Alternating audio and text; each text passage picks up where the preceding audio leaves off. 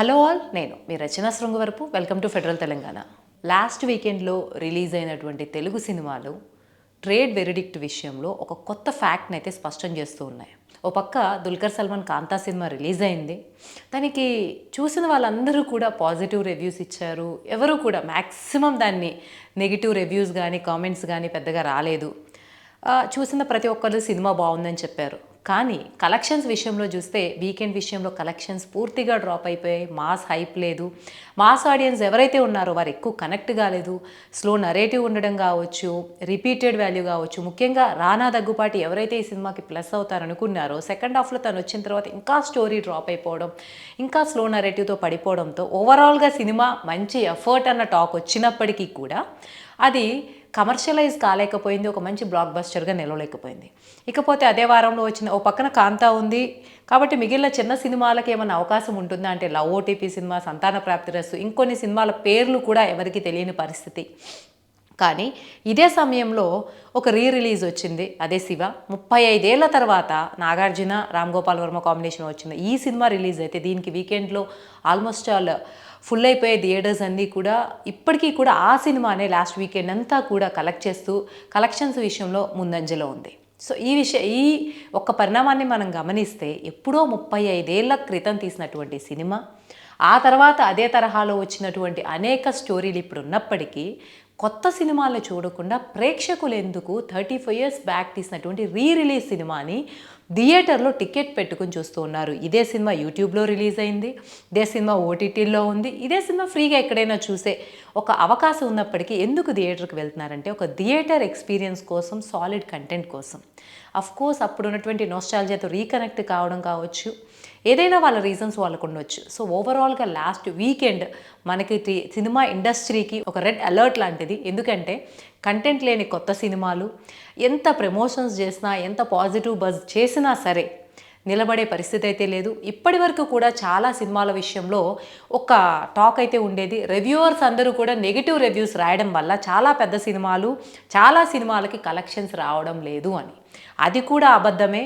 ప్రేక్షకులు నిజంగా సినిమాని ఇష్టపడితే ఖచ్చితంగా ఏ రివ్యూస్ వారిని ఆపలేవు అనేటువంటి ఒక ఫ్యాక్ట్ని కూడా స్పష్టం చేసింది. ఎందుకంటే దుల్కర్ సల్మాన్ నటించినటువంటి కాంతా సినిమాకి ఎవ్వరూ కూడా నెగిటివ్ రివ్యూస్ ఇవ్వలేదు. ఇన్ఫ్యాక్ట్ అందరూ పాజిటివ్ రివ్యూస్ ఇచ్చారు. అందరూ రాసిన ప్రతి ఒక్కరు కూడా మనం అన్ని ఛానల్స్ చెక్ చేసుకుంటే ఎవ్వరూ కూడా సినిమా బాగాలేదనో, స్లో నరేటివ్ అని ఎక్కడో చిన్నగా చెప్పుండొచ్చు గాక, కానీ ఓవరాల్గా ఇది అందరూ చూడదగ్గ సినిమా అని కంక్లూడ్ చేశారు. అన్నీ చేసినప్పటికీ కూడా ఆడియన్స్ చాయిస్ మాత్రం శివ వైపు వెళ్ళింది తప్ప దుల్కర్ సల్మాన్ నటించిన కాంతా వైపు పోలేదు.